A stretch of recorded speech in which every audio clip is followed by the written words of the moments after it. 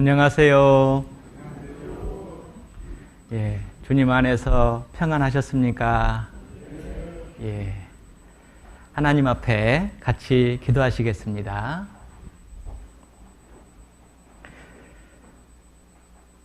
우리를 언제나 변함없이 사랑해 오셨고 또 사랑해 주셨고 그 사랑을 우리의 마음속에 믿음으로 또 소망으로 허락하여 주신 거룩하시고 자비로우신 아버지 하나님, 오늘 하나님을 사랑하고 하나님의 사랑을 입은 우리 후폭교회 형제 자매님들을 이 한자리에 주님 말씀 앞에 인도해 주시고 또 우리에게 들려주시기 원하시는 하나님의 말씀을 통해 하나님과 교제하며 또 성도들의 교제를 통해서 우리의 믿음과 소망을 더욱 굳게 하여 주시고 또 그 안에서 우리의 신앙을 세워주시고 그 안에서 더욱 복된 삶을 살아갈 수 있도록 허락하신 은혜, 감사와 찬송과 영광을 우리 아버지 하나님께만 돌립니다. 주님, 우리에게 베풀어 주신 그 구원의 소망을 따라서 이 땅에서 살아가는 동안 우리를 고아와 같이 버려두지 아니하시고 하나님의 자녀로서 인도해 주시며 또 우리에게 값없이 거저 주신 그 구원의 복음을 들고 사랑하는 우리 가족과 이웃들에게 그 복음을 전할 수 있는 귀한 복된 일을 허락하여 주신 것 감사를 드립니다.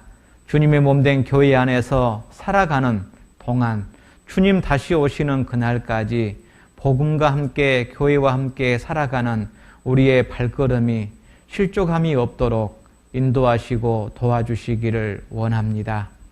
특별히 우리 후폭교회 형제 자매들 안에 혹여나 아직도 하나님 모시기에 확실한 믿음과 소망이 없다면은 하나님께서 자비와 은혜를 베풀어 주셔서 그 영혼에 확실한 믿음과 소망을 가질 수 있도록 그 영혼을 일깨워 주시고 하나님 앞에 올바른 회개와 구원의 은혜를 맛볼 수 있도록 인도해 주시옵소서.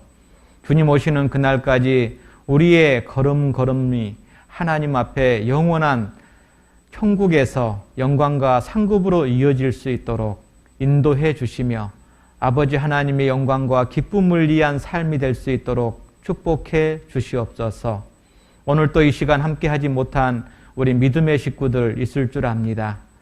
육체의 질병 가운데 고통받고 있는 하나님의 자녀들 또 가족들이 있다면 하나님께서 그 있는 병상에서 하나님의 위로와 치료의 손길을 맛보아할 수 있도록 도와주시고 또 믿음이 연약하여 이 교제마저 나오지 못하는 하나님의 자녀들 그 연약한 무릎을 일으켜 세워주시고 이 마지막 때 하나님의 자녀로서 복음과 함께 당당히 서서 믿음 안에서 바로 걷는 인생이 될 수 있도록 축복해 주시옵소서.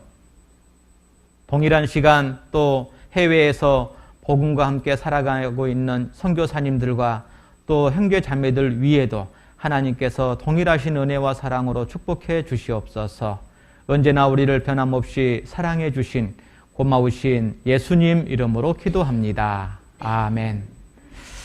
같이 성경 찾겠습니다. 신약 성경 디모데후서 3장입니다. 디모데후서 3장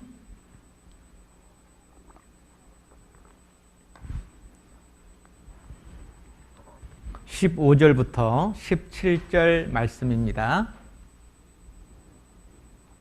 디모데후서 3장 15절로 17절 말씀,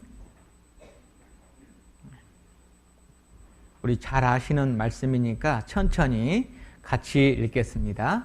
또 내가 어려서부터 성경을 알았나니 성경은 능히 너로 하여금 그리스도 예수 안에 있는 믿음으로 말미암아 구원에 이르는 지혜가 있게 하느니라. 모든 성경은 하나님의 감동으로 된 것으로 교훈과 책망과 바르게 함과 의로 교육하기에 유익하니 이는 하나님의 사람으로 온전케 하며 모든 선한 일을 행하기에 온전케 하려 함이니라. 예, 고추장 마을 순창에서 왔습니다.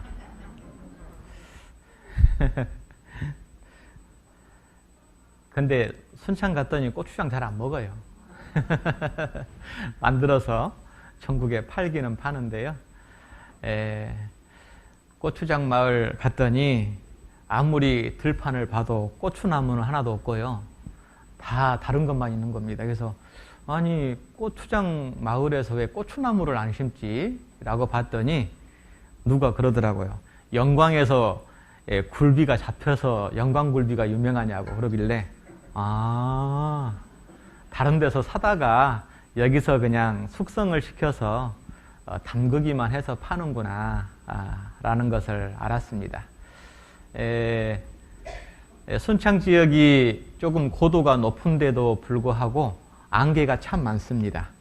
그러다 보니까 곰팡이가 번식을 잘해서 이 발효가 잘 되는 조건을 가지고 있어서 순창이라는 지역이 장류 마을로 그렇게 유명해진 것 같습니다.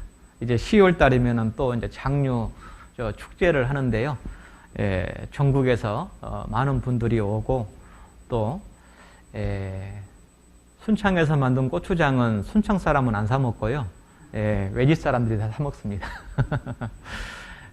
순창교회가 2003년에 자립을 했는데요. 어떤 교회에 같이 소속이 돼서 교제하다가 자립한 게 아니고 여기저기에서 이렇게 전도했던 형제 자매들이 흩어져 있었는데요. 2003년에 남원에서 모으고 광주에서 모으고 또 인근 담양에서 모으고 곡성에서 모아서 한 20 몇 분 정도가 모여서 교회가 되었다라고 합니다. 벌써 이제 16년이 흘러서 이제 성숙된 어떤 그런 교회의 모습이 있어야 하는데 조금 교회 안에서 어려움이 있어서 오랜 시간 동안 교회가 좀 아픔이 있었습니다. 이제 다시 그 아픔을 회복하고 주님 안에서 다시 이제 복음 안에서 힘있게 살아가려고 시작한 것이 이제 한 3년 정도 됩니다. 주일날 강당은 250석이에요. 엄청 커요. 근데 거기에 한 65명 정도 이렇게 주일날 참석을 하고 있고요. 아이들하고 합쳐서 한 95명 정도 교회 규모가 됩니다.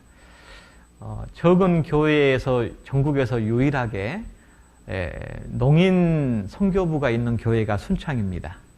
그래서 듣지 못하고 말하지 못하는 분들, 농인이라고 하죠. 그분들이 약 8, 9분이 계시고 그분들과 함께 이제 봉사하고 함께 하는 분들이 한 10, 서너 분 정도 됩니다. 그래서 그 농인 선교부가 많은데요. 순창에 고추장만 유명한 게 아니고 또 하나의 좀 특색이 있는 지역인데 전체 순창군 인구가 28,600명인데 그 숫자 중에서 약 3,000명 이상이 장애인입니다. 그래서 장애인으로 등록되어 있는 인원이 3,000명이 넘어요.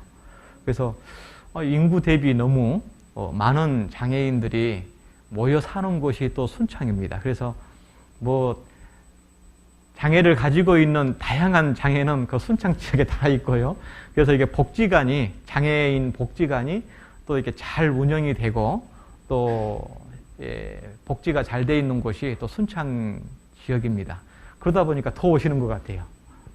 그래서 국가적으로나 군에서 또 지역에서 그분들을 이렇게 도와주는 손길이 늘 끊이지 않다 보니까 의외로 장애인 등록이 많고 교회 안에서도 농인들뿐만 아니라 또 이게 지체장애 그리고 또 시각장애인까지 더불어서 있습니다.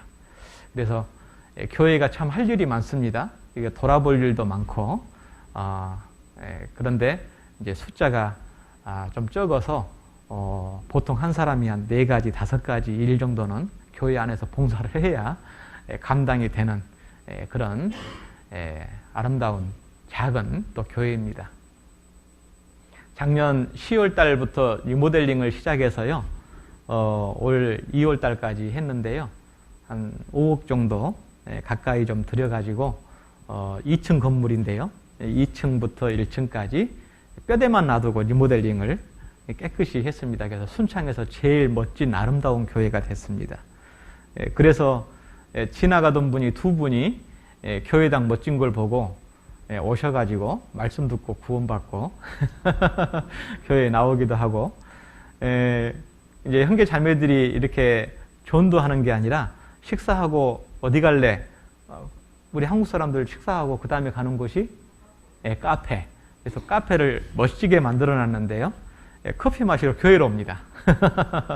그래서 이제 1층에 들어가면은 그냥 우리 후포처럼 식당 겸 카페식으로 만들어 놨기 때문에요, 와서 거기에 앉아서 커피 마시면서 교회 자랑도 하고, 그리고 다음에 언제 집회 있는데 같이 말씀도 듣자고 전도하고, 그렇게 형제들이 그런 모습을, 교회당을 아름답게 꾸며놓은 결과들이 우리에게 주어지고 또 전도하기 너무 쉽다 보니까요, 이게 참 교회당을 우리가 물론 큰 희생과 수고를 통해서 아름답게 꾸몄지만 참 전도하기 편하다, 많은 유익이 있다는 것을 알고 참 너무 기뻐합니다.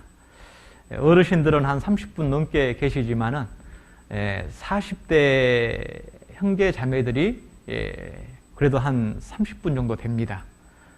시골교회 치고는 젊죠. 그래서 젊으신 분들이 대부분 고향이고 거기 집인분들이 귀농 귀촌을 해서 같이 이게 자기 고향 교회를 위해서 남아서 있기 때문에 젊은 사람들이 많습니다. 그래서 앞으로 더욱더 발전하고 하나님의 복음 안에서 부흥할 수 있는 그런 자원을 가지고 있는 교회가 순창교회다라고 할 수가 있습니다. 안강에 있다가 작년에 제가 순창에 갔지 않습니까? 전라도 지방에 갔는데 어디 가나 다 사람 사는 곳이고 구원받은 하나님의 자녀들이 있기 때문에 참 감사하고 늘 하나님 안에서 동일한 은혜로 베풀어 주신 그 사랑에 항상 감사하는 마음으로 살아가고 있습니다. 오늘 하나님의 사람이라는 주제를 가지고 하나님이 주신 교훈을 한번 생각을 해볼까 합니다. 성경에 우리가 전도 집회 때 성경에 등장하는 인물이 약 2,930명이고 그 인물이 등장한 지역을 약 1,551곳이다라고 우리가 배워서 알고 있습니다. 2,930명의 성경의 등장 인물 중에 크게 두 부류로 나눌 수가 있습니다. 하나님의 사람과 세상 사람으로 나뉘어집니다. 성경에 보면은 이 하나님의 사람이라고 직접 간접적으로 언급된 인물들이 참 많습니다. 오늘 읽은 이 디모데 후서에는 바울이 복음의 아들같이 여겼던 디모데에게 쓴 편지입니다. 그 사도 바울이 복음의 아들 같은 디모데에게 뭐라고 말씀하시냐면, 여기 책갈피 하시고 디모데 전서 6장을 보겠습니다. 디모데 전서 6장 11절.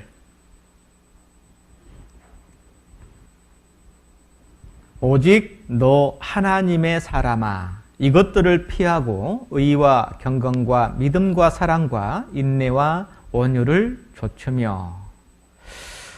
사도 바울은 디모데에게 하나님의 사람 디모데야 라고 말합니다.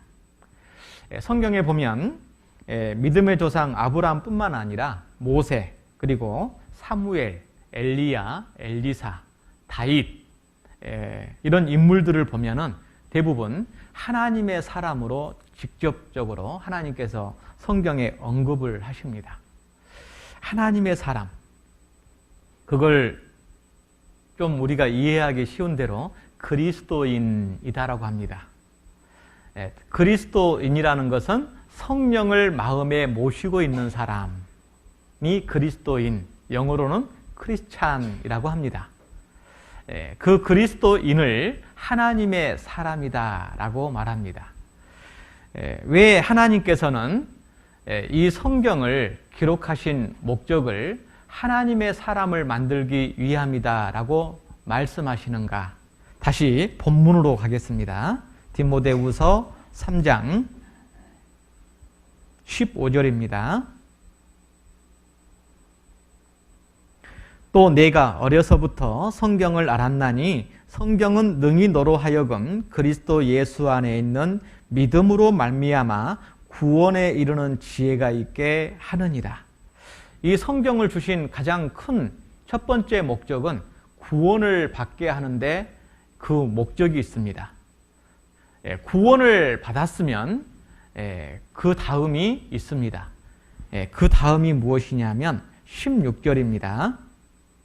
모든 성경은 하나님의 감동으로 된 것으로 교훈과 책망과 바르게 함과 의로 교육하기에 유익하니, 그 구원받은 하나님의 자녀를 교회 가운데 두셔서 그 교회라는 것이 뭡니까? 가르칠 교, 모일회.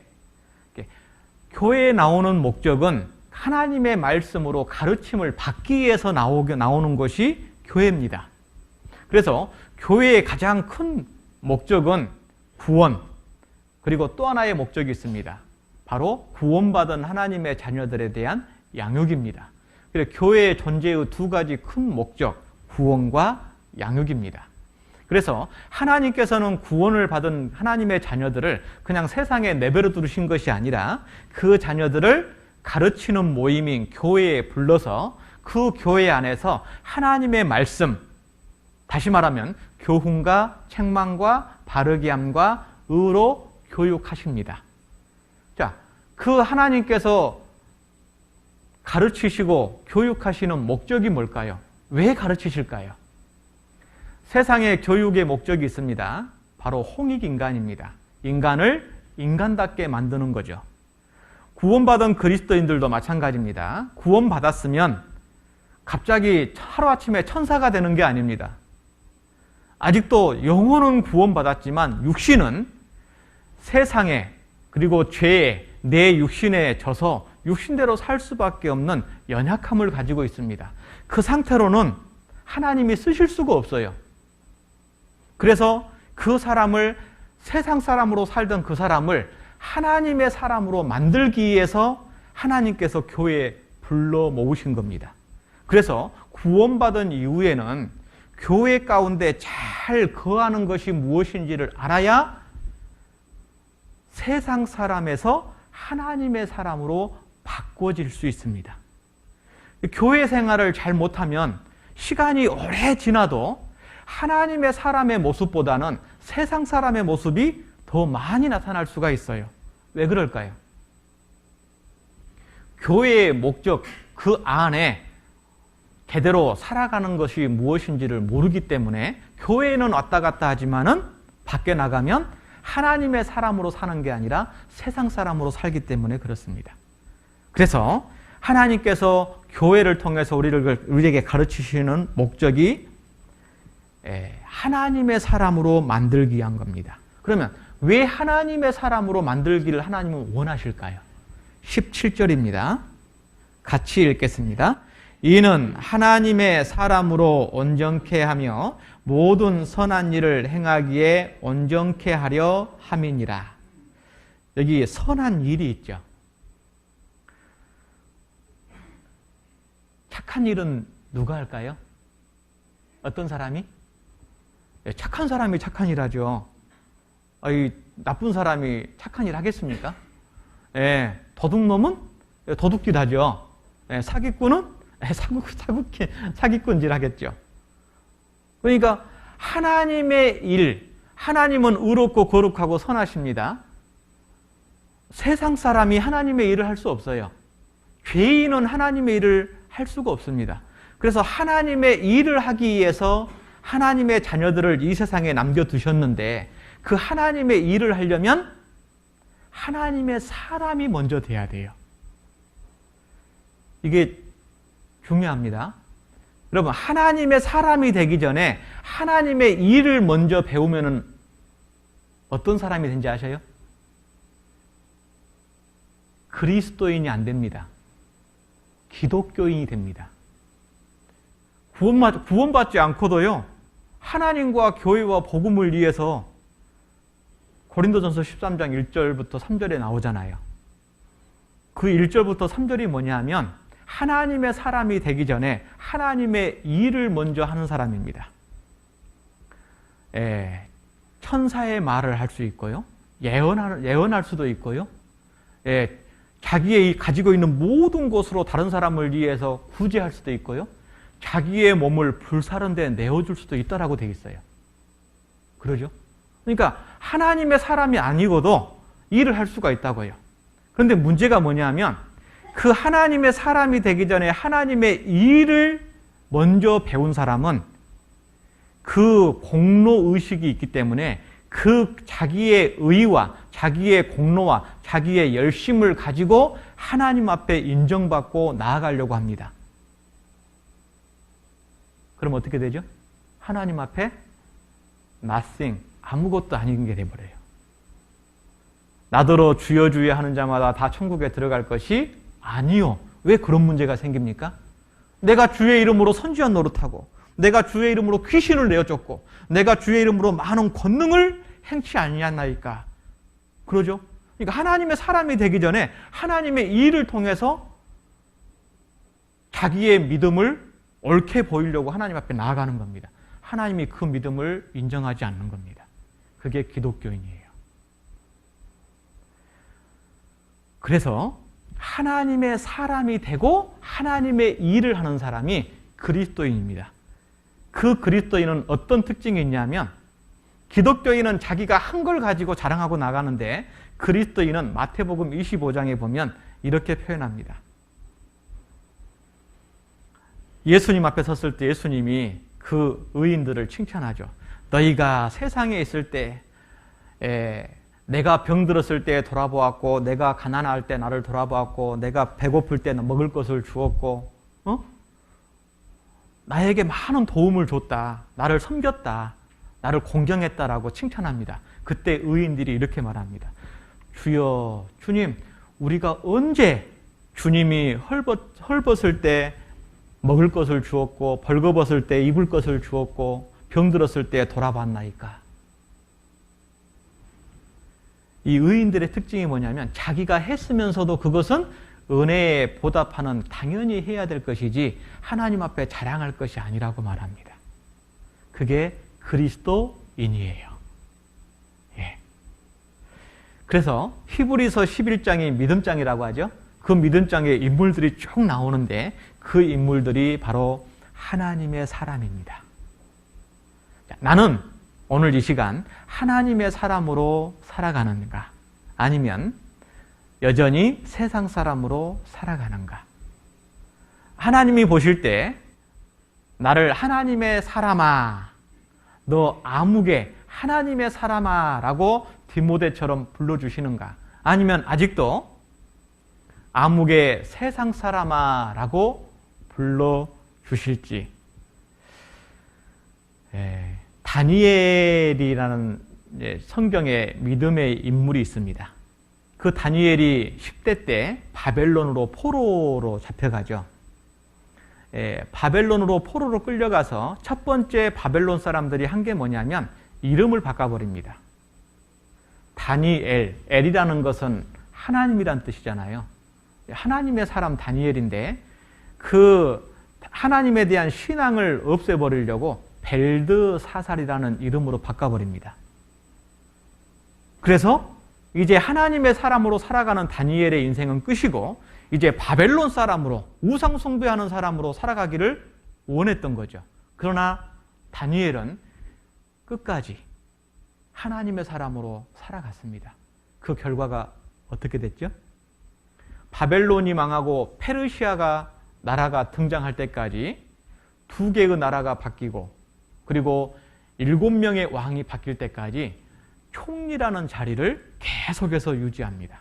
그것이 하나님의 은혜고 능력인 거죠. 하나님의 사람으로 살아갈 때 하나님이 그 인생을 지키시고 그 인생을 책임져 가신다라는 겁니다. 어떤 어려움 속에서도 하나님의 사람은 하나님의 이름을 위해서 하나님의 영광을 위해서 그 사람의 인생을 하나님이 쓰실 수밖에 없어요. 그 사람이 하나님을 위해서 하나님의 영광을 위해 사는데 그 사람의 기도를 안 들어주시겠습니까? 그 사람이 하는 일을 안 도와주시겠습니까? 하나님을 위해서 살아가는 사람을 위해서 하나님은 도와줄 수밖에 없습니다. 그래서 우리가 하나님의 일을 하기 전에 하나님의 사람이 먼저 돼야 됩니다. 어떻게 살아가는 것이 하나님의 사람으로 살아갈 수 있을까요? 몇 가지를 우리가 성경의 교훈을 가지고 배워보겠습니다. 빌립보서 2장. 신약성경 빌립보서 2장 5절입니다.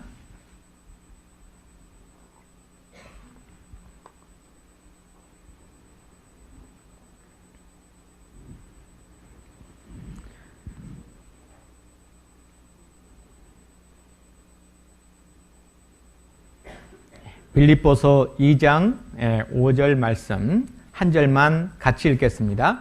너희 안에 이 마음을 품으라 곧 그리스도 예수의 마음이니. 성령은 예수님의 부활의 영입니다. 하나님의 사람으로 살아가기 위해서는 마음에 예수님을 품고 살아야 돼요. 예수님을 어떻게 품고 삽니까? 예수님의 마음을 품는 것이 예수님을 품는 거예요.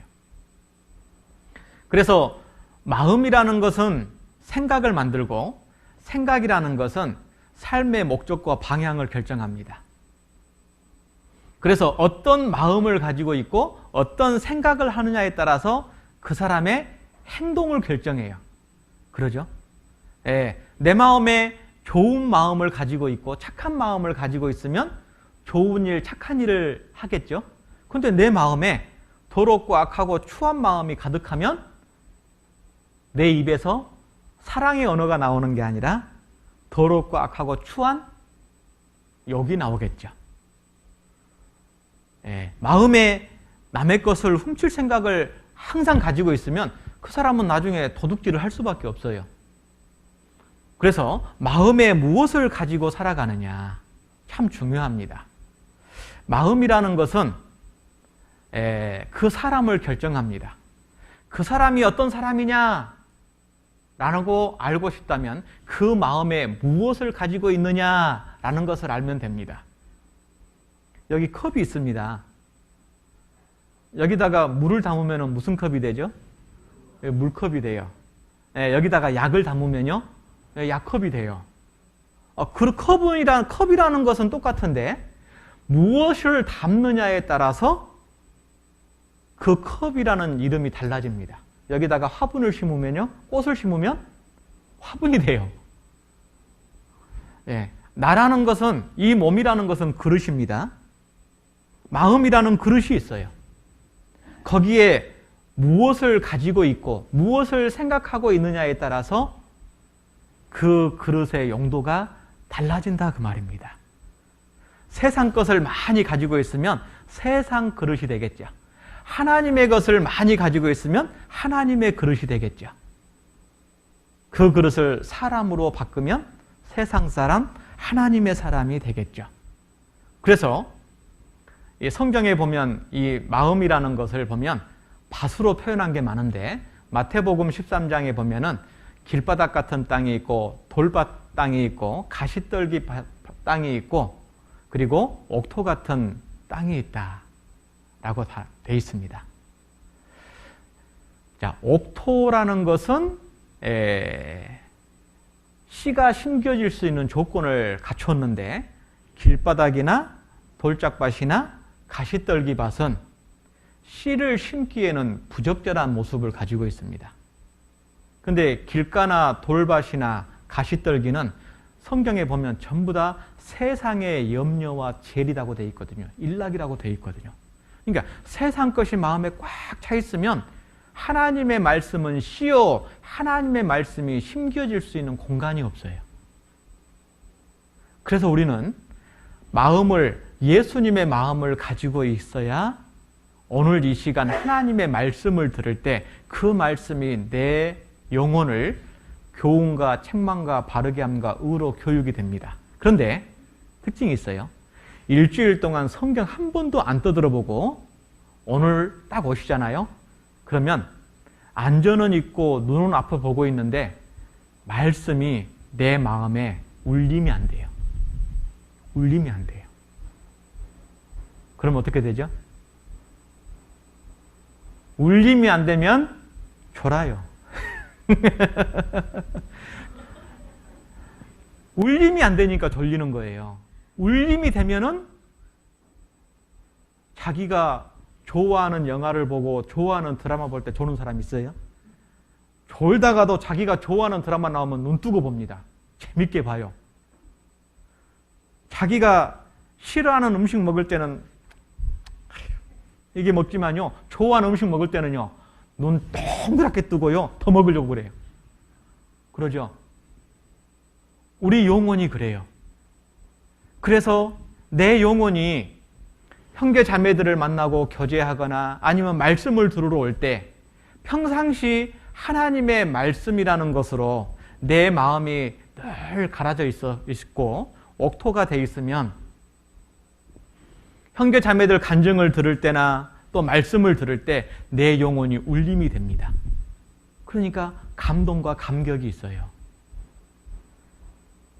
그래서 신앙생활을 하기 위해서는, 하나님의 사람으로 살아가기 위해서는 내 영혼에 울림이 있어야 됩니다. 이 울림은 교회에 오면 만들어지는 게 아닙니다. 내 개인적인 경건생활 속에서 울림은 만들어집니다. 집에 가서 성경을 읽으려고 성경을 펴요. 성경을 펴도 성경이 안 읽어지고, 읽어도 이게 검은 것은 글씨요 흰 것은 종이로다. 읽어도 아무 생각이 안 나요.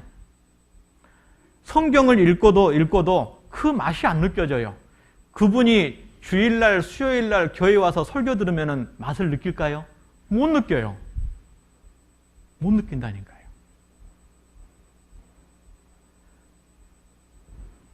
평상시 음식을 맛있게 먹는 사람이 어떤 외식을 할 때 뷔페에 가면은 먹을 거 많잖아요. 그러면 골고루 다 먹어요. 배부르게 먹어요. 근데 일주일 굶었던 사람이 배 터지게 먹은다고 뷔페 갔습니다. 많이 먹을까요? 못 먹어요. 안 들어가요. 마음은 먹고 싶은데 안 들어갑니다. 똑같습니다. 우리가 왜 예수님의 마음을 품고 살아가야 되냐 하면 하나님의 사람으로 살아가기 위해서 교훈과 책망과 바르게 함과 의로 교육을 받기 위해서는 내 마음이 준비가 돼야 돼요. 그래서 호세아서 10장 12절에 보면은 너희 묵은 땅을 기경하라 이렇게 돼 있잖아요. 좋은 마음은, 좋은 땅은 처음부터 좋은 땅 하나도 없어요. 다 사람들이 갈고 엎어서 만든 땅이 좋은 땅입니다. 그러면 그 좋은 땅은 어떻게 만들까요? 내 좋은 마음은, 내 안에 예수님의 마음을 어떻게 품을까요? 디모데전서 4장을 보겠습니다. 디모데전서 4장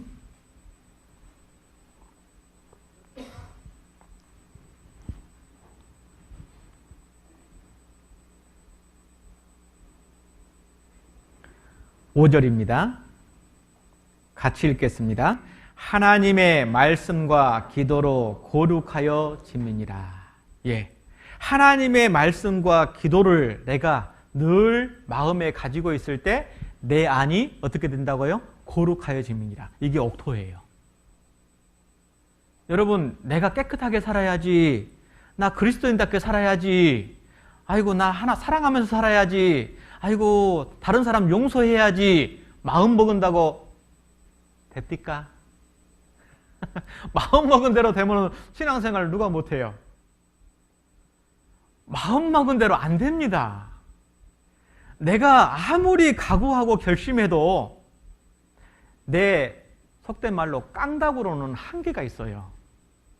하나님의 말씀과 기도라는 것이 내 마음을 적시고 울리고 내 마음을 채우지 못하면 내 각오와 결심은 각오로 끝나고 결심으로 끝납니다. 돌아서면 하나님의 사람하고 상관없이 살아요. 그래서 독사의 알을 품으면 나중에 독사가 나옵니다.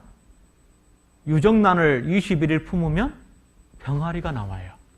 내 마음에 무엇을 품느냐에 따라서 결과는 달라집니다. 이 말씀과 기도라는 것이 너무 중요해요. 그런데 우리는 신앙생활 속에서 때로는 세상 일 때문에, 때로는 교회 일 때문에, 때로는 하나님의 일 때문에 진짜 중요한 말씀과 기도 생활을 등한히 한다는 거죠. 우리는 삶의 목적은 복음이고 우리가 하는 모든 일들은 수단입니다. 교회에 와서 말씀 듣고 교제하고 봉사하고 모든 것들은 수단이에요. 목적이 뭡니까? 복음입니다. 내가 세상에서 열심히 일터에서 일합니까? 그건 수단입니다. 목적은 뭡니까? 복음입니다. 그 복음이라는 목적을 위해서 우리는 수단을 하는데 그 수단 때문에 중요한 복음이라는 목적을 잃어버릴 수 있어요. 그래서 바빠서 전도 집회 못 오고 바빠서 성경 못 읽고 바빠서 기도 대충 하고 그러면 내 마음에는 세상 일로 세상 염려로 가득 차버립니다. 그러면 하나님의 사람으로 살아갈 수가 없죠. 여러분, 쇠라는 것이 불을 만나면요 어떤 모양으로라도 바꿔질 수 있잖아요. 내가 하나님의 사람으로 바꿔지기 위해서는 하나님의 말씀과 기도를 만나야 됩니다. 그래야 돼요. 히브리서 3장을 보겠습니다. 히브리서 3장.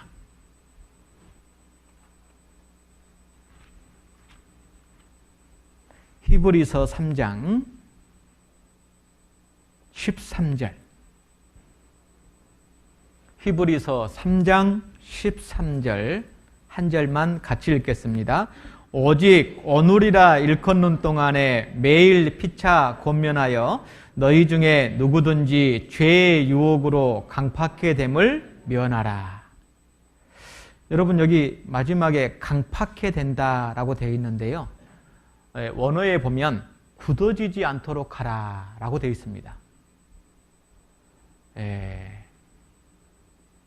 굳어져요. 봄에 씨앗을 뿌리려고 땅을 갈았습니다. 부드러워졌죠? 거기다가 씨앗을 뿌리고 이제 거름을 주고 시간이 지났습니다. 계속 부드러워져 있어요? 다시 그 전처럼 단단해져요? 단단해지죠. 내가 구원받을 때는 내 마음이 부드러워졌어요. 그런데 시간이 지나면 단단해져요. 왜요? 세상에 먹음직하고 보암직하고 지혜롭게 할 만한 탐스러운 것들이 내 마음에 들어올 때 내 마음은 단단해집니다. 그러니까 계속해서 땅을 갈아 엎어야 씨앗을 심을 수 있는 것처럼 내 마음이라는 곳에 하나님의 말씀의 씨가 심겨지려면 내 마음을 계속 갈아 엎어야 될 수밖에 없습니다. 그래서 매일 피차 권면하여 매일 권면이라는 게 뭡니까? 시작할 때 읽은 것처럼 교훈과 책망과 바르게 함과 의로 교육하는 것이 권면받는 거예요. 아, 이렇게 살아야 되겠구나. 아, 이렇게 살면 안 되는구나. 아, 하나님께서 이걸 싫어하시는구나. 아, 하나님께서 이렇게 살면 기뻐하시는구나. 그걸 배우는 겁니다. 언제요? 매일.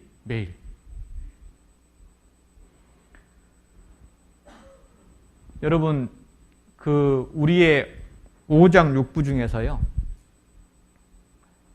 생명의 위기가 오는 장기들이 대부분인데, 굳어져 가지고 생명의 위기가 오는 경우가 있어요. 간경화, 동맥경화. 장기가 굳어지는 거죠. 굳어지면은 제 역할을 못하고 나중에 그 하나 때문에 온몸의 생명이 위기가 옵니다. 그러죠? 그런 것처럼 내 삶에, 내 영혼에 간경화가 오면요, 말씀을 들어도 읽어도 기도 생활이나 전도 생활이나 교제 생활에 힘이 안 생겨요. 힘이 안 받쳐요. 우리의 삶은 계속해서 무엇인가를 사용합니다. 내 육신의 힘도 쓰고 마음도 쓰고 정신도 쓰고 아는 지식도 쓰는데 충전이 안 되면 어떻게 되죠? 방전돼 버리는 겁니다. 방전. 구원받은 그리스도인들이 충전을 하지 않으면 하나님의 사람으로 방전이 돼 버려요. 그러면 이제 하나님의 사람으로 살 수가 없습니다. 그래서 이 교회에 와서는 하나님 앞에 어떻게 사는 것인지를 배우는 거고, 이제 집에 돌아가서 일터에 돌아가서는 그 하나님의 말씀대로 어떻게 사는지를 배웠으니까 그 배운 대로 연습하는 것이 가정생활이고 세상살이입니다.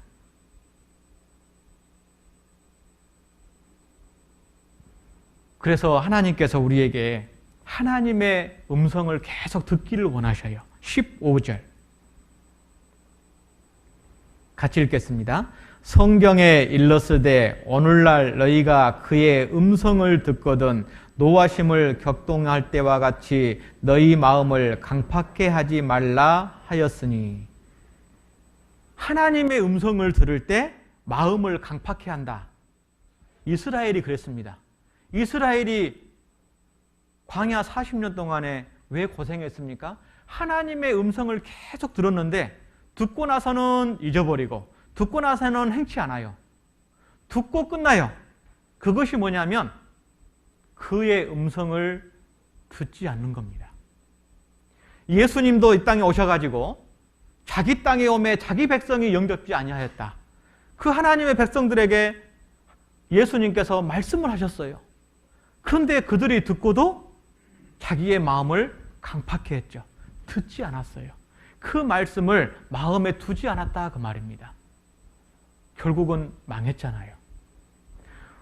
하나님의 사람으로 살아갈 수 없는 경우가 바로 하나님의 음성은 듣는데 그 하나님의 말씀을 마음에 두지 않으면 신앙생활이 안 됩니다. 똑같아요.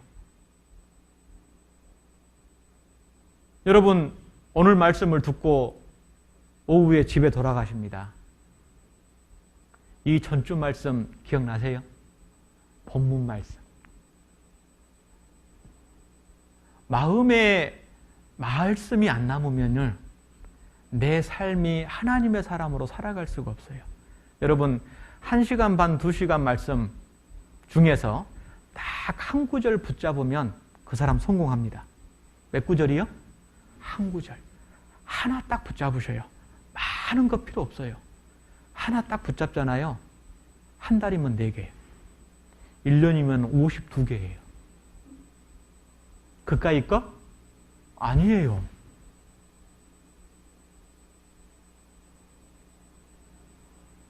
오늘 말씀 중에서도 내 마음에 딱 울림이 되는 한 말씀, 한 구절만 딱 붙잡고 일주일 동안 살아보십시오.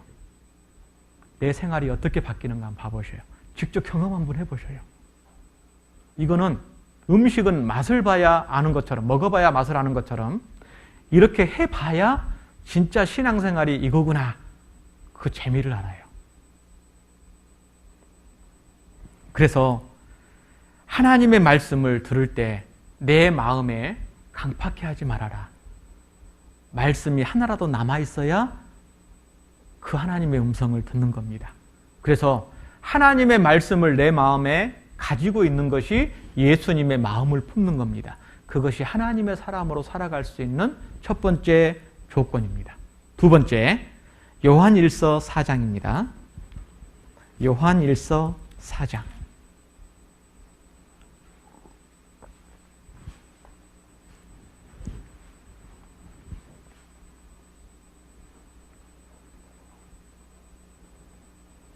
요한일서 4장 7절 8절 같이 읽겠습니다. 사랑하는 자들아 우리가 서로 사랑하자. 사랑은 하나님께 속한 것이니 사랑하는 자마다 하나님께로서 나서 하나님을 알고 사랑하지 아니하는 자는 하나님을 알지 못하나니 이는 하나님은 사랑이심이라. 하나님의 사람으로 살아가기 위해서는 하나님은 누구시라고요? 사랑입니다. 하나님을 사랑하노라 하고 하는데 그 사람의 마음과 생활을 통해서는 사랑이 나타나지 않아요. 그것은 거짓말하는 자다. 하나님은 사랑이신데, 그러죠? 하나님은 사랑이십니다. 사람이 왜 행복하지 못할까요? 어떻게 살아가는 것이 행복인지를 모르면 사람은 불행하게 되어 있습니다. 학생이 학교를 다니는데 공부하는 방법을 몰라요. 그러면 학교는 열심히 다니는데 성적은 올라가요, 안 올라가요? 안 올라가요. 학원 보내줘도 안 올라가고 뭐 과외를 해도 안 올라가고 이상해요. 집어넣는다고 되는 게 아니거든요. 방법을 알면 돼요. 방법을.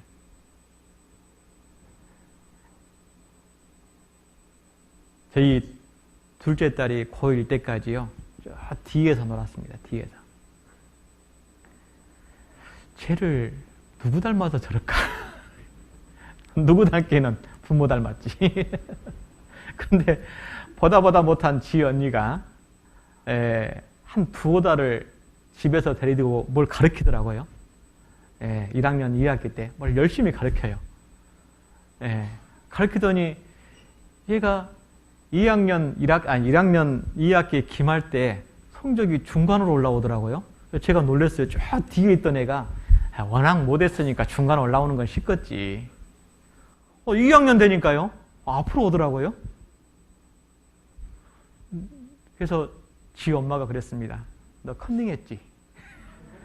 그 한마디에 또 집안이 난리 났습니다. 또. 좀 칭찬을 해줄 것이지. 그냥 못 믿어오니까요. 못 믿어오니까. 내가 어떻게 공부하는지 모르죠? 그러는 거예요. 엄마 학교 와봤어요? 나 공부하는 거 봐봤어요? 안 봐놓고 왜 그런 말이에요?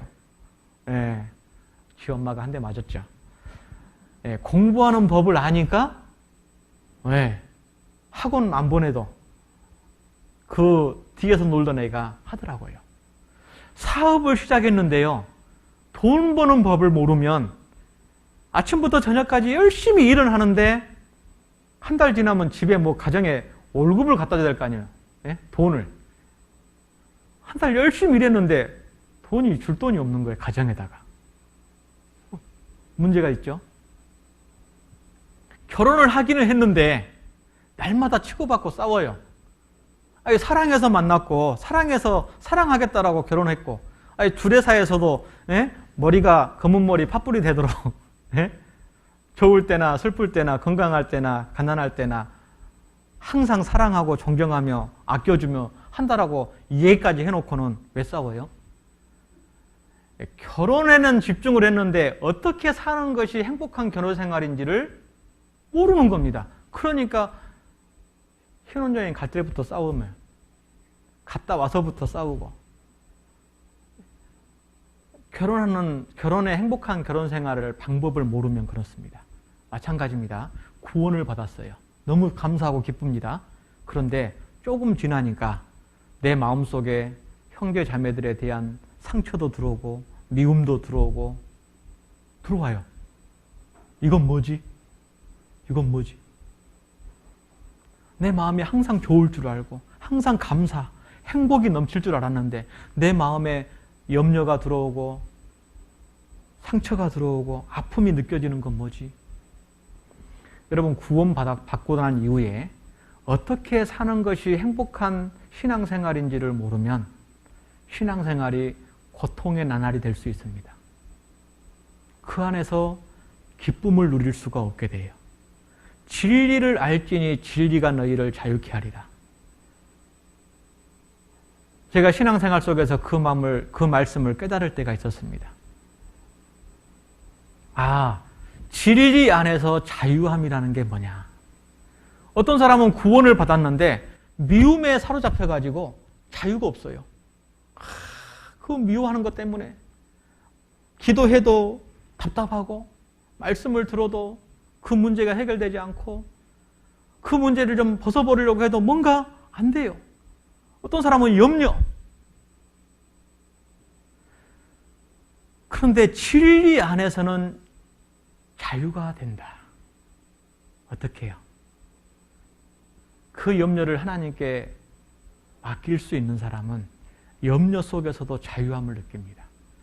그 미움과 시기와 질투 속에서도 사랑하는 법을 알면요, 그 속에서 자유함을 느껴요. 여러분, 구원받은 그리스도인은 진리 안에서 자유함을 느끼는 사람입니다. 그래서 병이 걸려도, 암이 걸려도, 가난해도, 마음에 고통이 있고 상처가 있고 아픔이 있어도 그 안에서 자유함을 누릴 수 있어요. 그게 진짜 신앙입니다. 그게 진리를 알지니 진리가 너희를 자유케 하리라. 그 구원을 받을 때 죄와 사망과 심판과 지옥에서 우리가 자유함이 됐잖아요. 그 엄청난 죄와 심판과 지옥에서 자유함을 얻게 된 하나님의 말씀이 우리의 생활 속에서의 자유함을 못 줄까요? 누리지 못하는 거죠. 하나님은 다 주셨는데. 그럼 어떻게 해야 그걸 누릴 수 있을까요? 바로 하나님의 사랑을 마음에 품어야 됩니다. 하나님의 사랑을 품어야 돼요. 자기 사랑이 아닙니다. 하나님의 사랑이에요. 하나님은 사랑이시라. 여러분, 이 말씀이 간단한 말씀이 아닙니다. 여러분, 이 말씀을 한번 묵상해 보셔요. 여러분, 신앙생활이 이 교훈과 책망과 바르게 함과 의로 교육이 되는데요.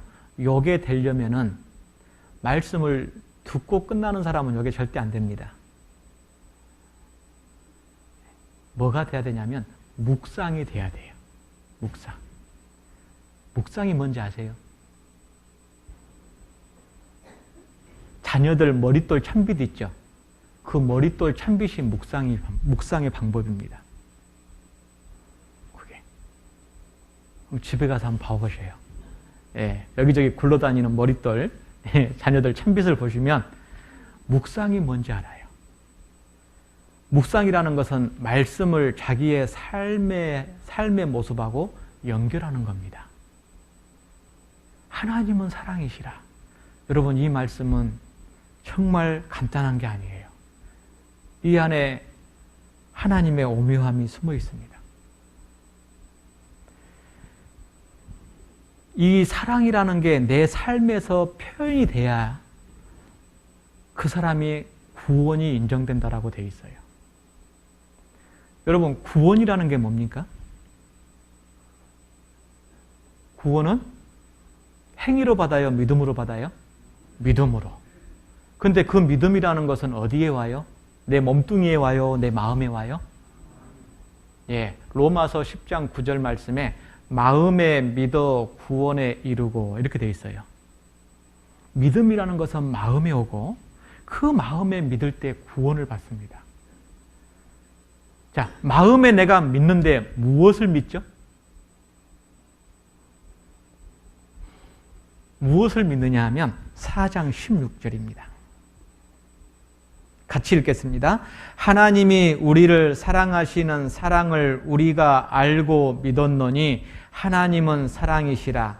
사랑 안에 거하는 자는 하나님 안에 거하고 하나님도 그 안에 거하시느니라. 그러니까 하나님이 내 안에 거한다.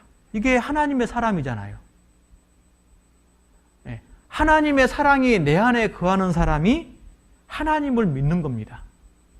하나님을 믿는다. 그 말은 다른 말로 하면 하나님의 사랑을 알고 믿었다. 그 말입니다. 그러니까 하나님의 사랑이 안에 있어야 돼요. 그 사랑이 안에 있는 증거가 있어야 되고 그 사랑이 나타나는 증거를 뭐라고 말하냐면 고린도후서 13장 5절의 말씀에 너희가 믿음에 있는가 너희 자신을 시험하고 너희 자신을 확증하라. 예수 그리스도께서 너희 안에 계신 줄을 너희가 스스로 알지 못하느냐? 그렇지 않으면 너희가 버리운 자니라. 구원 아니다 그 말이에요. 너희가 믿음에 있는가? 그 믿음을 사랑으로 바꿔보셔요. 너희가 하나님의 사랑을 알고 있고 그 하나님의 사랑을 행하고 있는지 스스로 시험하고 스스로 확증하라. 확실한 증거를 가지라 그 말이에요. 어떤 분들은 자기 구원을 전도인하고 상담해가지고 확증합니다. 어르신들 이번 수양회 때도 상담하고 오셨죠. 목사님들 만나가지고요. 왜 오셨어요? 갔다 오라고 하네요. 누가요? 아이 우리 자식이. 누가요? 아이 우리 구역장님이. 우리 조장님이 갔다 오라고 하네요.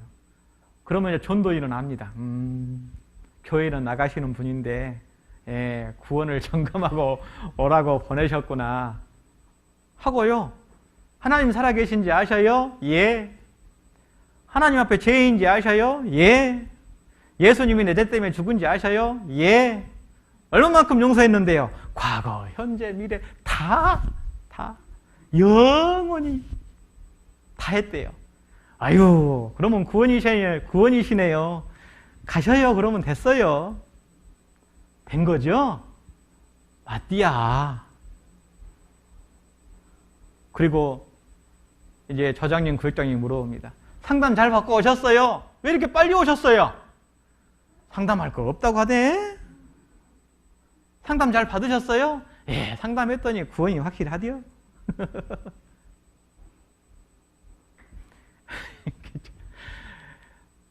죄송합니다만 그러면 안 됩니다. 목사님이 구원 감별사 아니라니까요. 자기 구원을 왜 목사님한테 확증받아요? 성경은 그렇게 안 돼 있잖아요. 사람은 다 거짓되대. 왜냐하면 내 마음속을 못 들여다봐요. 사람은 사람의 마음을 못 봐요. 그러니까 얼마든지 속일 수 있어요. 여러분, 구원은 하나님과 나 1대1입니다. 너희가 믿음에 있는가 너희 자신을 시험하고 너희 자신을 확증하라. 그러니까 자기 스스로 하나님이 계신 줄을 너희가 알지 못하느냐? 스스로 알아야 돼요. 그래서 우리는 그 학생이 공부를 잘하는지 못하는지 학교에서 시험을 봅니다. 시험 보면은 점수가 나와요. 저희 둘째가 그랬습니다. 시험 보고 나서는요, 뛰어와요. 집으로. 그래서 맛있는 거 해달래요. 왜? 나 시험 잘 봤대요. 잘 봤어? 처음에는 믿었어요. 나중에는 안 믿어요. 시험지를 잘 바꿨지. 예? 나중에 보면은 국어 30점, 수학 23점. 아이고야. 그래서 자기는 잘 봤대. 근데 시험 보면요, 점수가 딱 드러나 버립니다. 그러죠? 내가 믿음 있습니까? 내가 천국 갑니까? 시험 보면 딱 나와요. 선생님이 시험 문제 낼 때 선생님이 마음대로 내지 않습니다. 교과서를 가지고 시험 문제 내잖아요. 내 믿음이라는 시험을 언제 어떻게 치릅니까? 성경이라는 교과서가 있어요. 이 성경에 구원받은 사람 마음에 하나님의 사랑이 있는지, 또 생활 속에서도 하나님의 사랑이 나타나는지, 마음의 증거, 행동의 증거가 성경에 딱 있습니다. 그것을 가지고 딱 시험을 봐야 돼요. 몇 점이어야 천국 갈까요? 몇 점? 100점이에요, 100점. 99.9999999점 안 돼요. 100점이어야 돼요. 시험 보셨어요? 시험 안 보신 분들은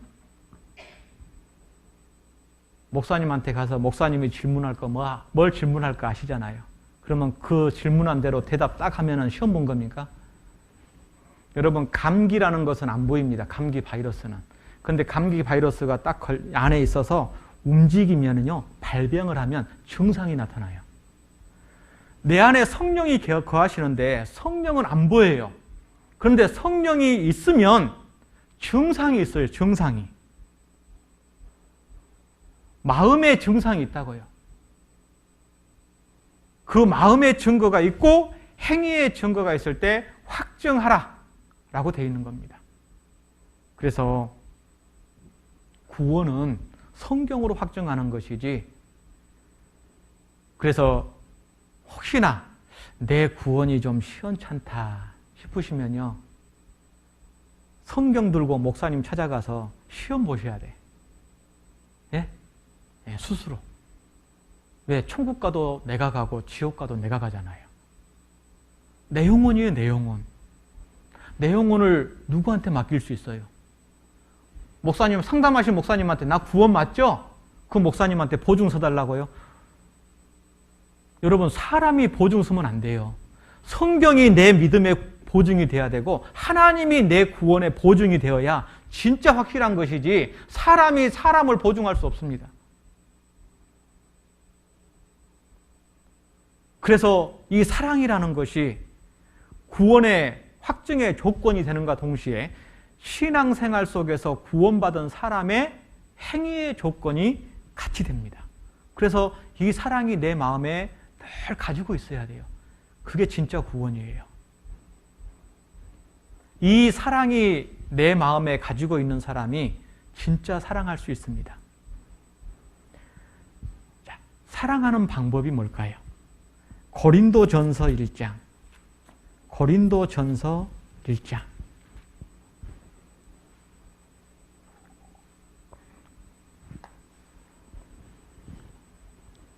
고린도전서 1장 8절 9절 같이 읽겠습니다. 주께서 너희를 우리 주 예수 그리스도의 날에 책망할 것이 없는 자로 끝까지 경고케 하시리라.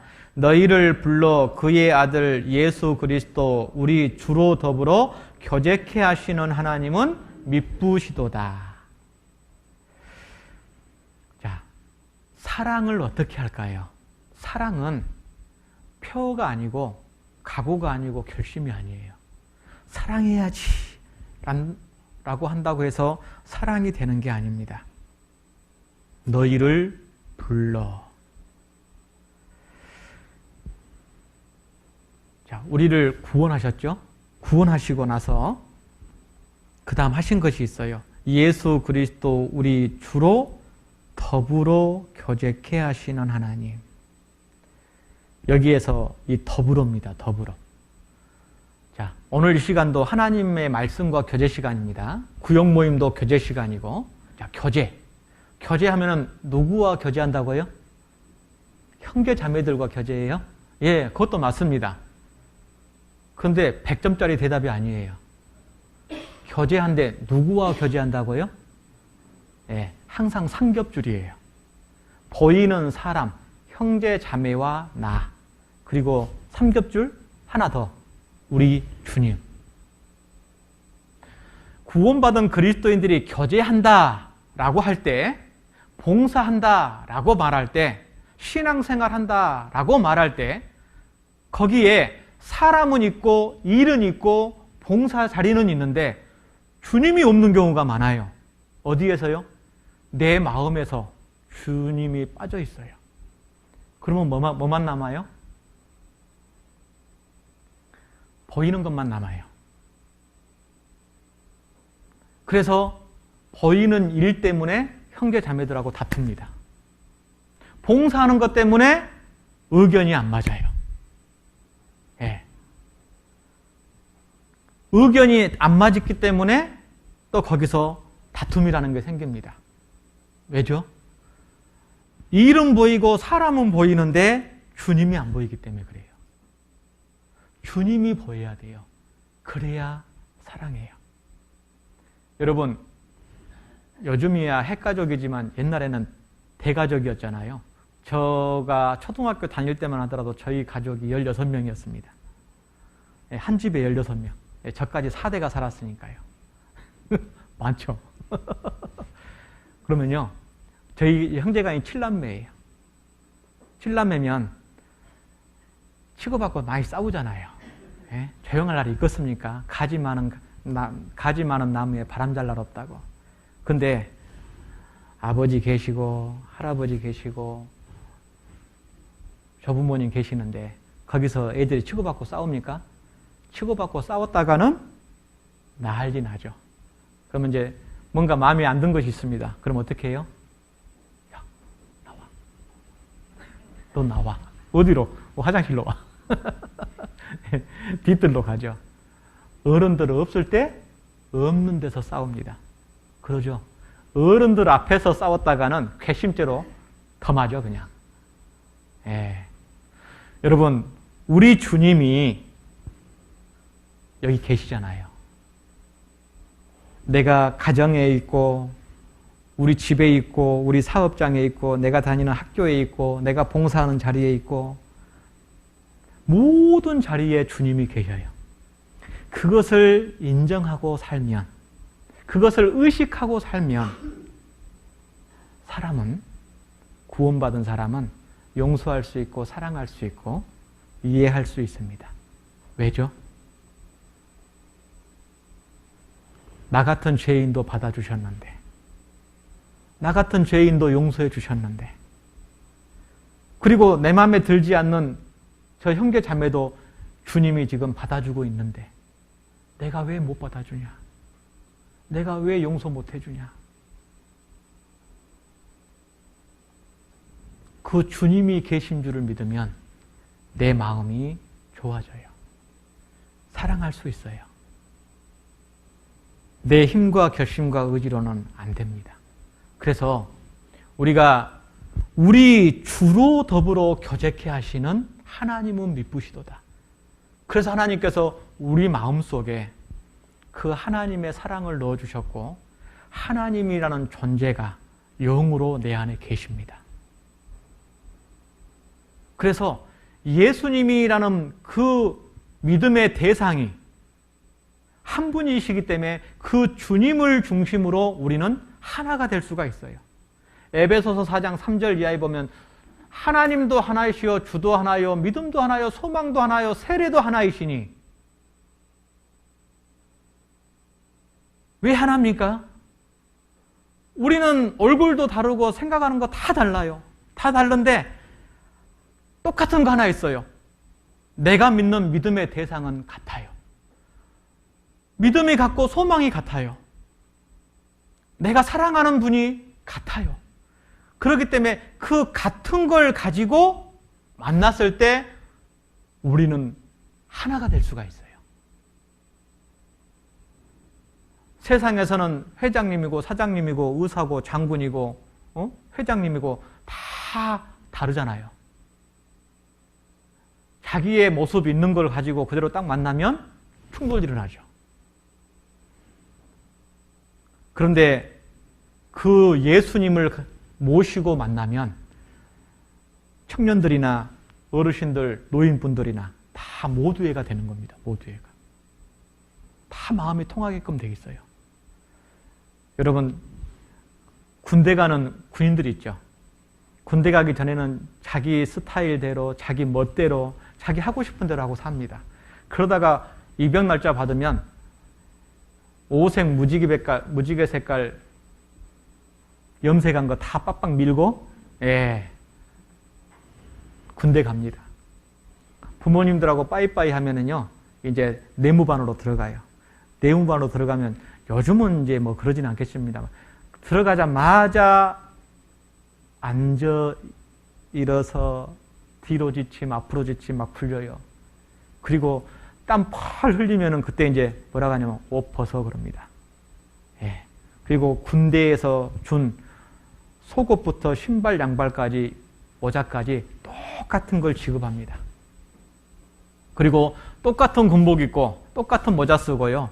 딱 연병장에 집합하면은 한 사람 말에 차리엇 열중시옷이 됩니다. 국가라는 사명, 그리고 안보라는 어떤 사명을 가지고 그 다양하게 지 멋대로 살던 청년들이 딱 모여가지고 하나를 딱 입혀놓으면은 일사불란하게 훈련이 됩니다. 그 모습이 바로 우리예요. 우리는 하나님의 군대로 모집된 사람들입니다.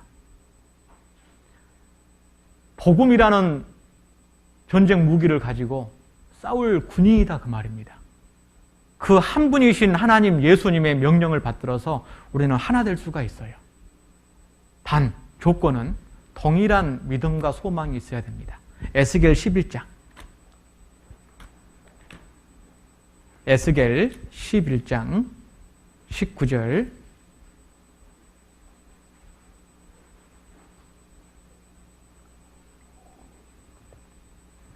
에스겔 11장 19절.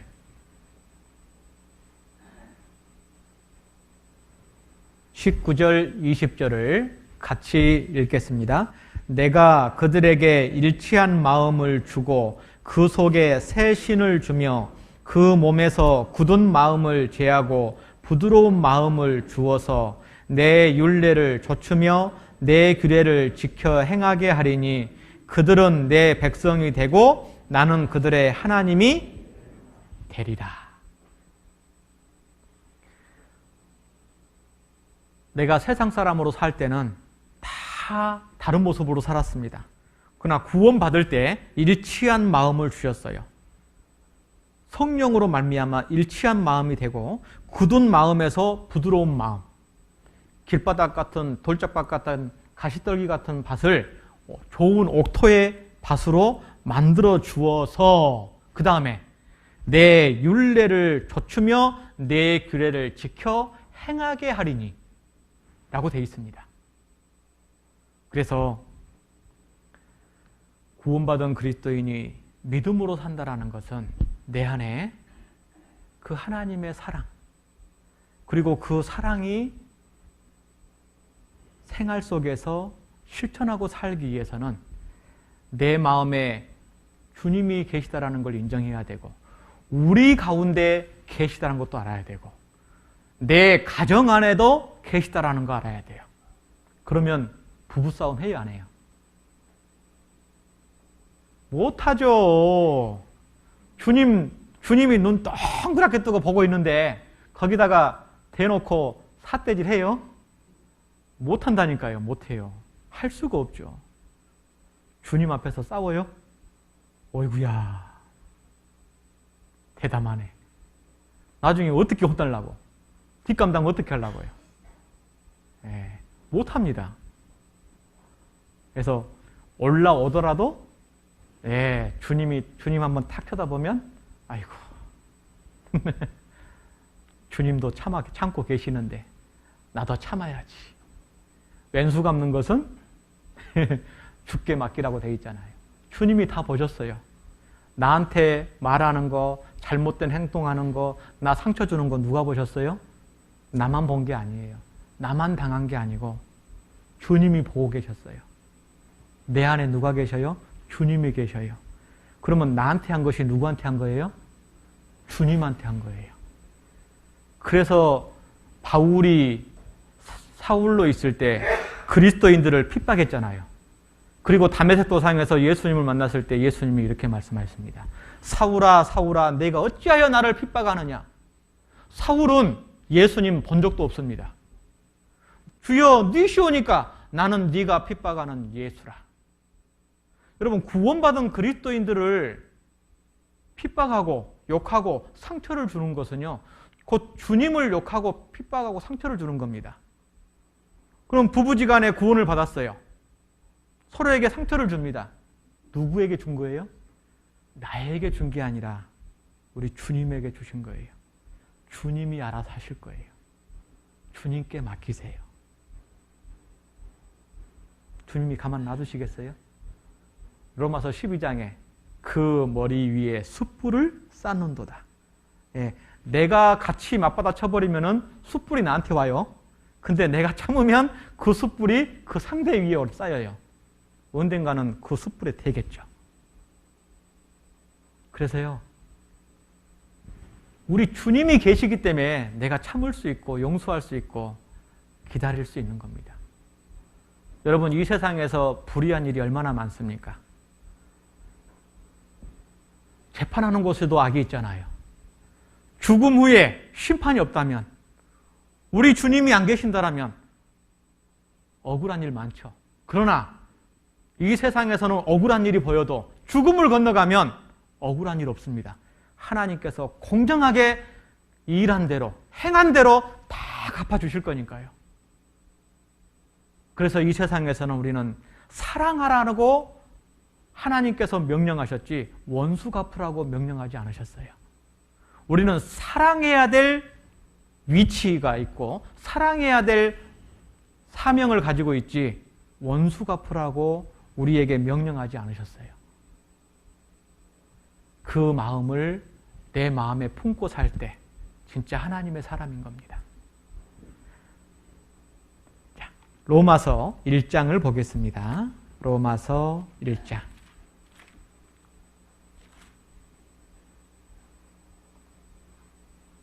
로마서 1장 1절.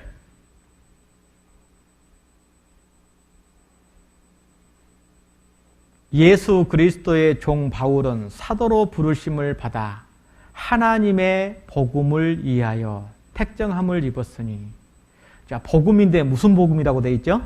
하나님의 복음이라고 되어 있죠. 건너뛰어서 9절. 내가 그의 무슨 복음이죠? 아들의 복음 안에서 내 심령으로 섬기는 하나님이. 자, 건너뛰어서 2장 16절로 가겠습니다. 2장 16절.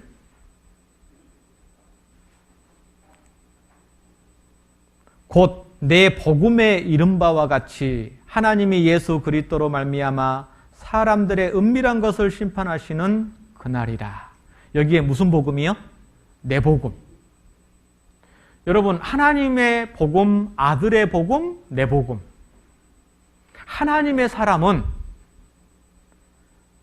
복음을 통해서 영혼을 품고 사는 사람이 하나님의 사람이에요. 하나님께서는 복음을 계획하셨습니다. 아들 예수님께서는 복음을 완성하셨습니다. 그 완성하신 아들의 복음을 내가 믿음으로 말미암아 내가 구원을 받았습니다. 고린도전서 6장 14절에 주와 합한 자는 한 영이라. 구원을 받고 그 예수님의 영, 성령이 내 안에 계십니다. 내 복음입니다. 구원받은 그리스도인이란 누구냐? 복음이 내 복음이어야 돼요. 다시 말하면 내가 복음으로 구원받았고 복음 때문에 내가 살고 복음을 전하다가 죽는 거죠. 그래서 복음 때문에 살고 죽기 때문에 사도 바울은 내 복음이다라고 말하는 겁니다. 예수님도 그 복음 때문에 죽으셨잖아요. 그 예수님이 죽으심과 부활하심으로 복음을 완성하신 것처럼 한 알의 밀알이 땅에 떨어져 죽으면 많은 열매를 맺는 것처럼 나도 그 복음을 위해서 한 알의 밀알이 돼야 되겠다. 그 마음. 그 마음을 가지고 사는 사람. 그 사람이 바로 하나님의 사람입니다. 어떠십니까? 내가 학교를 다니고 직장 생활을 하고 사업을 하고 모든 삶의 수단 속에서 목적은 바로 복음입니다. 복음. 그래서 복음은 생명이에요. 내가 구원을 받을 때 내 영원한 생명이 얻은 거지 않습니까? 그래서 복음을 전하기 위해서는 생명이기 때문에 내가 오늘 하루 살았다 그 말은 내가 오늘 이 세상에서 살 날이 하루 줄어든 거예요. 그러면 내가 누군가를 전도하기 위해서 내 시간을 들여서 만나러 가고 같이 식사를 하고 같이 차를 마셔준다 그 말은 내 생명을 주고 있는 겁니다. 그러죠? 그게 하나의 미랄이에요. 여러분, 전도하기 위해서 내가 그 전도 대상자를 위해서 열심히 수고하고 있는 것이요, 내가 씨를 뿌리고 있는 거고 내 생명을 주고 있는 겁니다. 시간은 생명이잖아요. 그래서 전도는 반드시 희생이라는 생명을 통해서 전달되기 때문에 내가 기도만 하고 앉아있을 것이 아니라 그 전도할 대상을 직접 만나고 그 사람과 함께 시간을 보내고 그 사람과 함께 나누는 것이 있을 때 진짜 그것이 전도의 모습이다라고 할 수가 있습니다. 그리고 복음이라는 것은 삶입니다. 삶. 특히 큰 도시보다 적은 도시에서 사시는 분들일수록 삶으로 보여주지 않으면 전도가 정말 안 됩니다. 마태복음 5장을 보실까요? 마태복음 5장.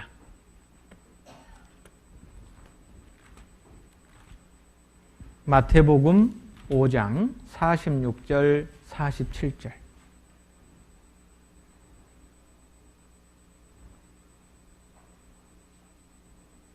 (46절) (47절) 같이 읽겠습니다.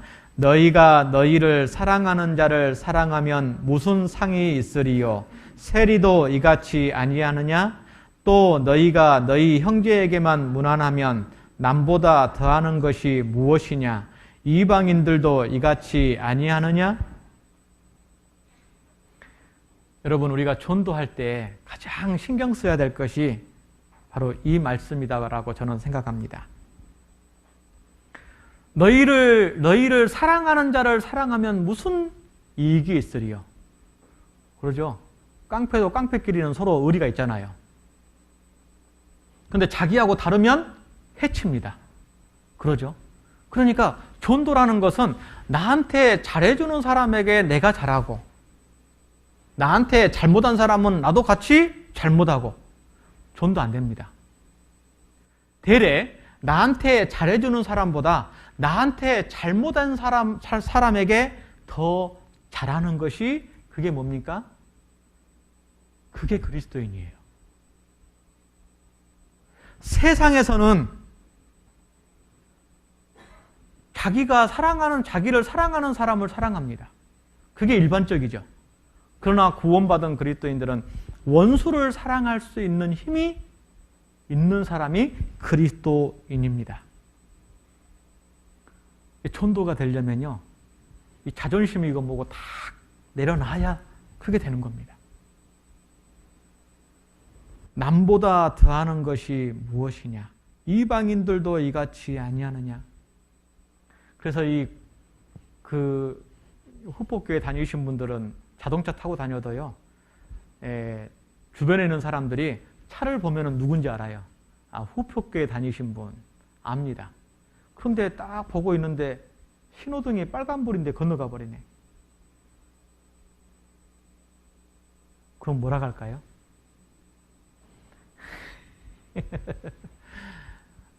안 된다 그 말이에요.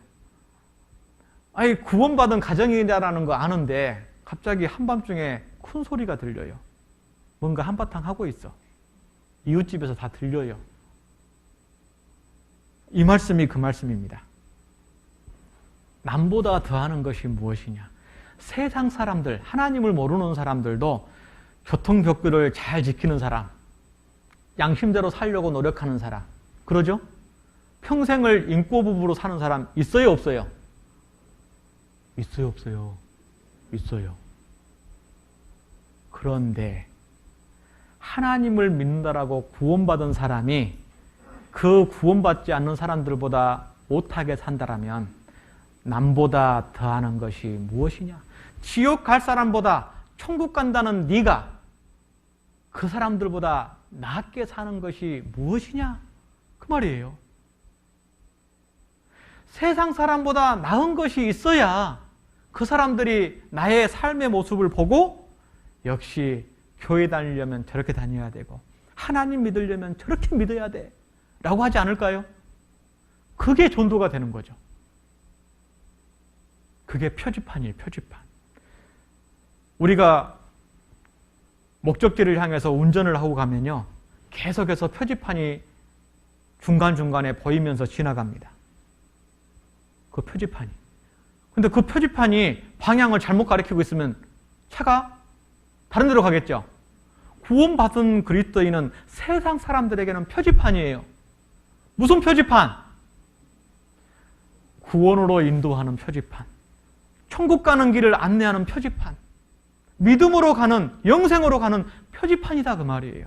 그런데 내가 세상 사람보다 못한 삶의 모습을 가지면 표지판이 엉뚱한 대로 가르쳐버린다 그 말입니다.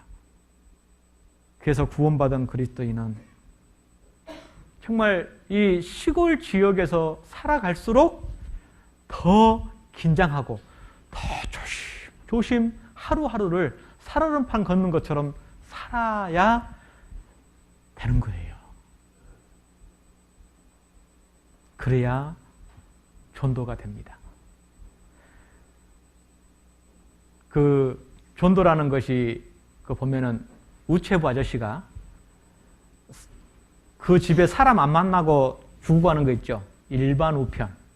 근데 사람을 꼭 만나고 주는 우편물이 있어요. 뭐죠? 등기. 예.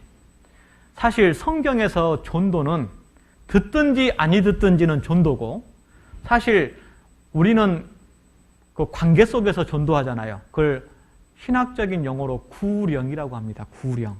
구령이라는 것은 그 영혼의 마음을 사서 하나님께로 인도하는 것이 구령이에요. 사실 우리의 전도는 구령에 맞아요. 듣든지 아니 듣든지 지옥 가도 네가 가니까 믿든지 말든지 네가 알아서 해라. 그렇게 전도 안 하잖아요. 대부분 보면은 가족이든지 이웃이든지 동료든지 친구든지 어떻게든 마음 만들어가지고 어떻게든 말씀 듣게 하려고 노력하잖아요. 이게 구령입니다. 다시 말하면 등기요, 등기. 예. 듣든지 아니 듣든지 보든지 안 보든지 그냥 우체통에다 꽂아놓고 가는 게 아니라 사람 만나서 꼭 사인 받고 전도하는 것처럼 우리는 이 등기 전도입니다. 등기. 그래서 이제 전도 집회가 있으면 한 영혼 한 영혼을 꼭꼭 만나서 신방도 가고 만나서 꼭 사인 받아야 돼요. 올 거지? 사인 받아도 가짜가 많아도. 그러죠. 그래서 우리는 그 등기 배달하는 복음의 배달부다라고 생각을 해야 됩니다. 마지막으로 베드로후서 3장을 보겠습니다. 베드로후서 3장.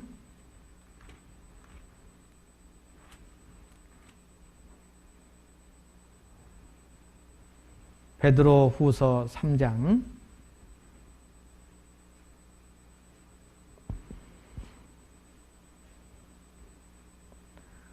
3장 13절 3장 13절 14절 같이 읽겠습니다. 우리는 그의 약속대로 의에 거하는 바 새 하늘과 새 땅을 바라보도다. 그러므로 사랑하는 자들아 너희가 이것을 바라보나니 주 앞에서 점도 없고 흠도 없이 평강 가운데에서 나타나기를 힘쓰라. 우리 마음에 천국의 소망을 품고 살아가야 됩니다. 그게 하나님의 사람입니다. 세상 사람은 세상의 소망을 가지고 삽니다. 그러나 하나님의 사람은 위의 것을 마음에 두고 주님 오실 날을 바라보면서 그 앞에 부끄러움이 없는 모습으로 서기 위해서 오늘을 살아가는 사람입니다. 그래서 구원받은 그리스도인들은 앞을 바라보면서 오늘 하루 최선을 다하는 삶의 모습을 가지고 살아가는 사람, 그 사람이 바로 하나님의 사람이다라고 말씀드릴 수가 있습니다.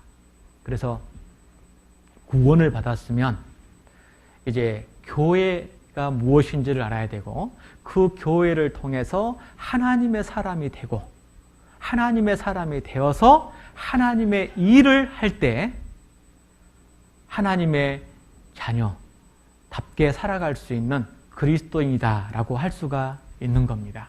그래서 우리 후폭교회 형제 자매님들, 이제 하계 수양회도 끝났고, 또 이제 다가오는 또 대집회, 또 하반기 일정 속에서도 하나님의 사람으로 하나님의 일을 열심히 하면서 살아가는 축복된 삶이 이어지기를 바라겠습니다. 기도하시겠습니다. 주님 은혜 감사합니다. 죄악과 심판과 멸망 가운데에서 이뤄질 수밖에 없는 불쌍한 영혼을 먼저 사랑해 주셨고, 먼저 그 사랑을 베풀어 주셨고, 그 사랑으로 천국에 갈 수 있는 믿음과 소망을 값없이 거저 허락해 주셨습니다. 너무나 이 큰 선물을 받았기에 우리가 이 세상에서 무엇으로 이 은혜를 보답할 수 있을지, 주님의 몸된 교회 안에서 그 은혜에 보답하는 삶이 무엇인지를 오늘 또 배웠습니다. 하나님의 사람으로 살아가면서 또 하나님의 일을 함으로 말미암아 하나님의 은혜에 보답하기 이함인 줄 압니다.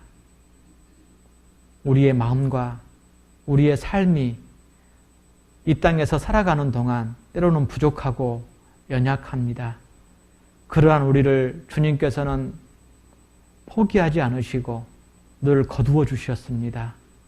그리고 오늘 또 우리를 사랑하시고 인도해 주시고 계십니다. 그 사랑을 우리가 알기를 원합니다. 그리고 그 사랑에 붙들려서 이끌려서 살아가기를 원합니다. 우리 후폭교회 형제 자매님들, 주님 오시는 그날까지 한 사람도 실족함이 없고 믿음과 소망을 따라 힘있게 살아가며 하나님 앞에 섰을 때 모두 다 칭찬과 영광과 존귀를 받기에 부족함이 없는 하나님의 자녀로 살아가기를 원합니다. 교회와 복음을 위해 살아가는 우리 형제 자매님들 가정마다 또 손으로 하는 일마다 하나님께서 합당하신 일용할 양식으로 용역간에 축복해 주시고 또 필요를 채워주시기를 원합니다. 그리하여 교회와 함께 주님 오시는 그날까지 복음과 함께 힘있게 살아가는, 또 하나님의 영광과 기쁨을 위해 살아가는 우리 형제 자매들이 될 수 있도록 축복해 주시옵소서. 언제나 우리를 한결같이 사랑하신 고마우신 예수님 이름으로 기도합니다. 아멘.